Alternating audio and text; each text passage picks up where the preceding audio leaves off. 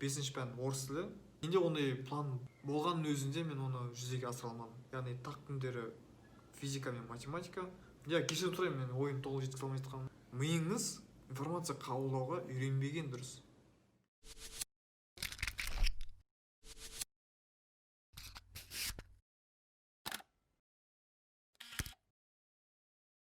Сцена 1, дубль 22, кадр 3. Барлықтарыңызға сәлем. Сіздермен бірге модерн толқын. Қалдарыңыз қалай? Амансыздар ма? Қазір біздің талқылайтын тақырып осы енді, яғни ентін қалай дайындалу керек, қалай статистикаға сүйеніп сіздің балыңызды шығару керек екенін, қалай шығару керегін айтамын. И өзімнің өткен оқиға, яғни ентіден осы еді. Осы әдемі сөйлеп жатасың, и вдруг саған сознание, то есть ми, жоқ, салам алейкум, дубльдар қырғын болды. И мен бәрін дайынмын. Короче, біздің талқылайтын тақырып осы енді. 2016-та тапсырдым ентіні. Сіздерге айтатын лайфхактарым өте аз, көп те емес, аз да емес, бар. Енді соны сүйініп отырып, сіздер жақсы бал алады деген ойдамын. Если сіздер осы лайфхактар тыңдасаңыздар, кейін құдай қалса енді тапсырып болғаннан кейін жазыңыздар. Сіздің лайфхактарыңыз көмектесті, немесе көмектеспеді, немесе шайдың брат деген сияқты, или братан десе. Окей. 2016 бізге сол форматта тапсыратын боласыңдар деді. Яғни 5 пәндік, мысалы 5 пән орыс тілі, орыс тілі пән алып тастамағанда, орыс тілі пән алып тастаған кезде 100 балл, ал общий қосқан кезде 25 балл. Орыс тілі вообще саналмайды балдық көрсеткішке.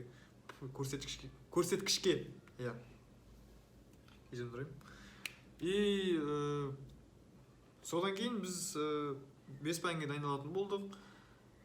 Біз сол дайындалатын алдында қосымшаларға жазылдық. Ал менің расписаниемді айтатын болсам, 1, 3, 5 күндері, яғни тақ күндері физика мен математика, жұп күндері тарих. И болды. Қазақ тілі мен орыс тілге мен өкінішке орай қатты дайындалған жоқпын.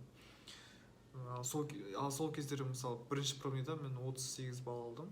Примерно 5-6 балл физика мен математикадан, тарихтан 8, орыс тілден, мысалы, 10, и қазақ тілден, мысалы, 5-6 деген сияқты. Бөйпе ойнап айтамын, 10 балл, максимум 10 балл. Примерно сондай болды. Өйткені вообще дайындалмағанбыз ғой. Бірақ математика аз болды менде.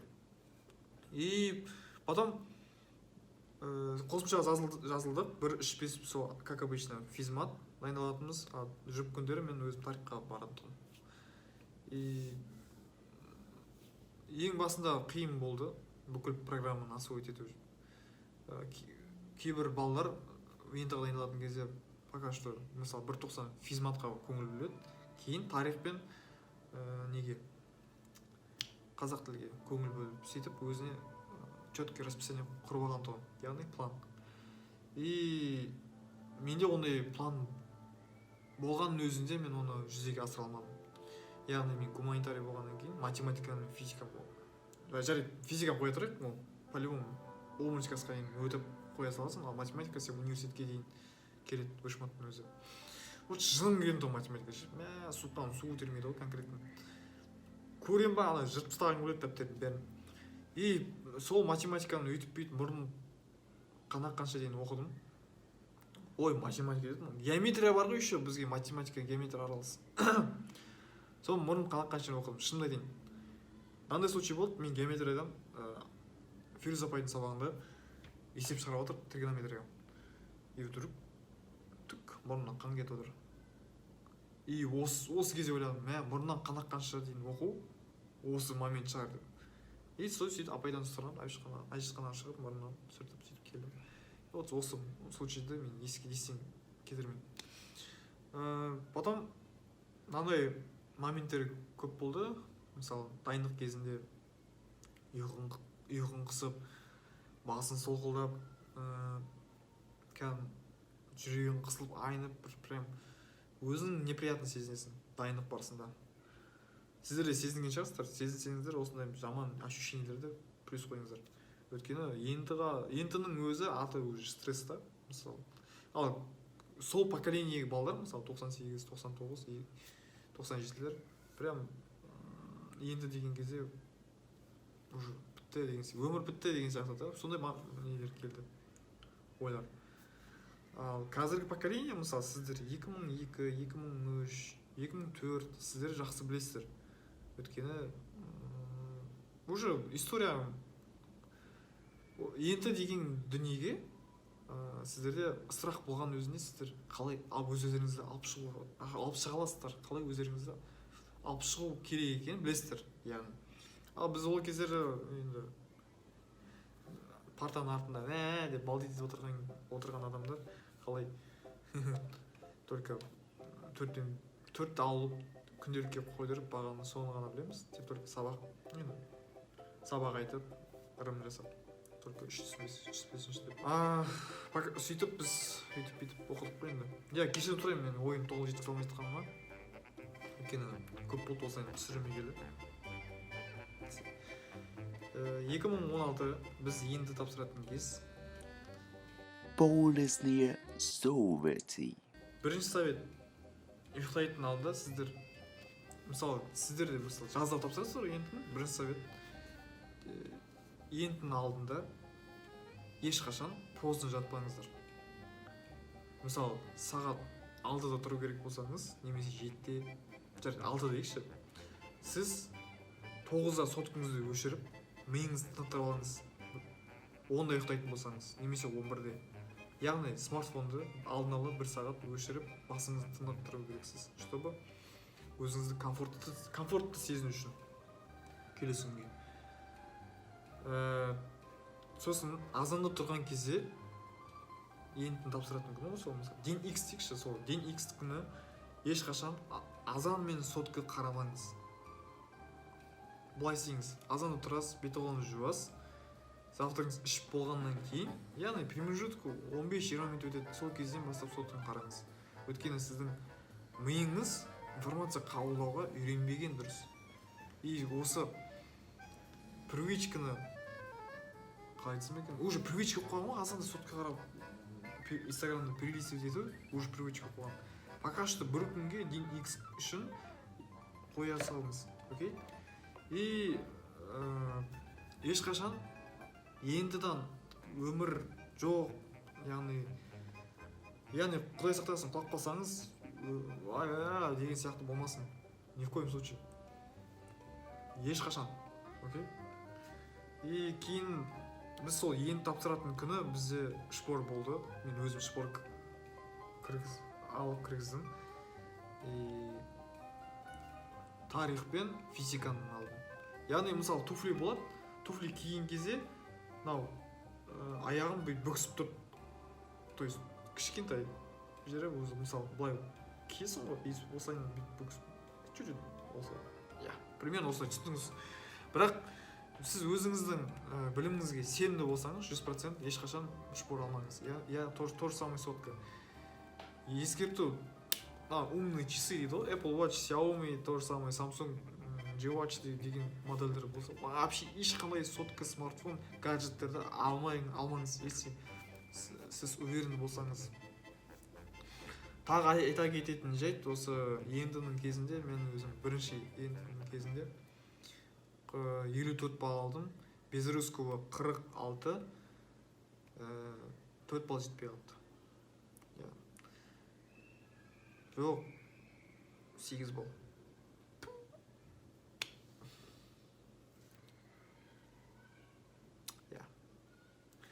Математикадан осы ойында.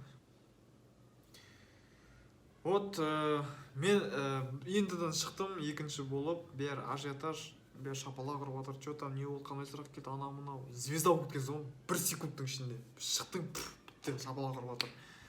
Ол звезданың промежуток уақыты 15 минуттай.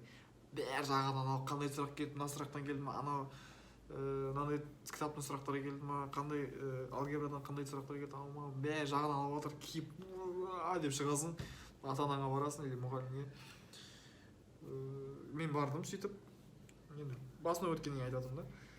И мамаға айттым, мен білмеймін дедім, проходной аламын баламын, бірақ барынша точно белгіледім дедім. И день X-тегі день X сағат 5-те, как обычно, бүкіл жауаптар шығады. И мен пысықтығым ұстанып, сағат уже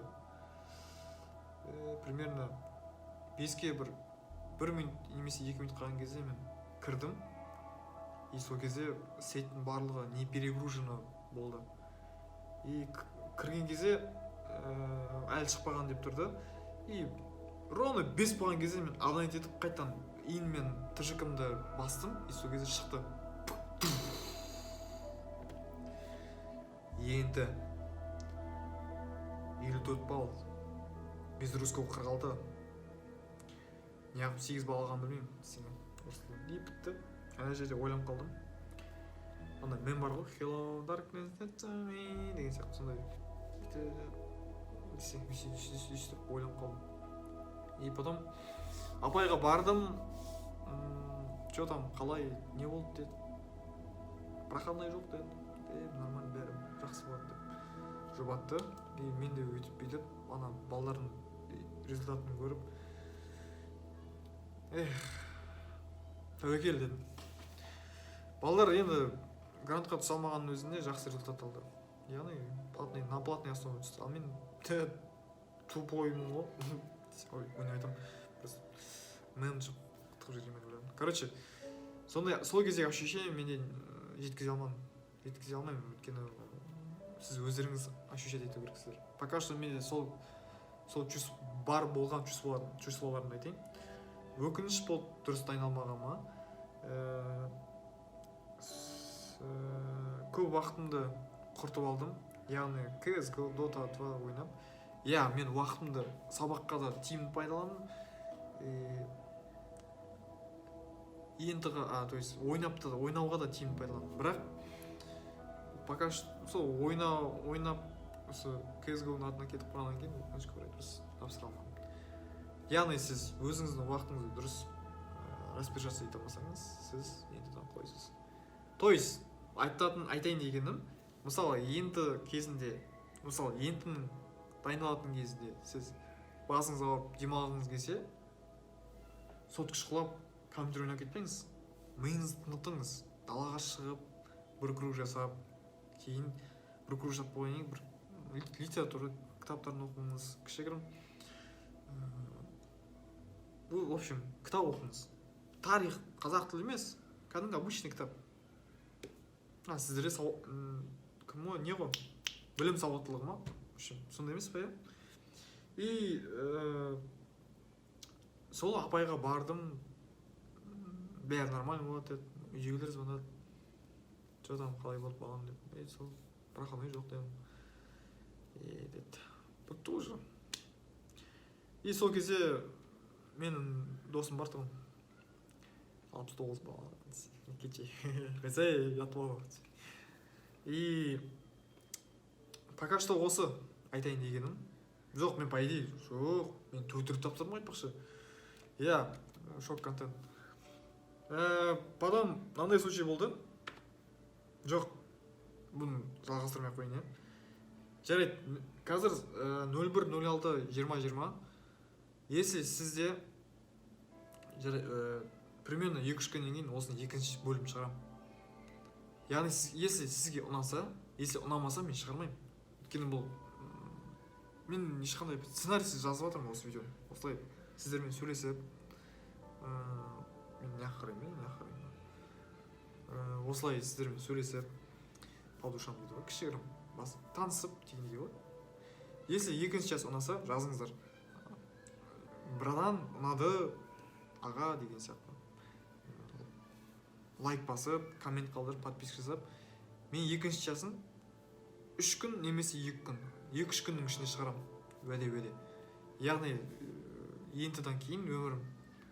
Мен даже бірінші рет тапсырдым ғой, соны толықтай айтып бердім. Енді екінші, үшінші, төртінші тапсырған кездегі сіздер білмейсіздер. Құдай ақы мен нанырсын. Мен 4 рет тапсырдым. Мен сол историяны сіздерге айтқым келіп отыр. Ал сіздермен бірге болған модерн толқын Мұхитдин. Каналға лайк басып, коммент қалдырып, бізге лебіздеріңізді білдіріп, екінші часть шығу үшін сол лайк басыңыздар. Ал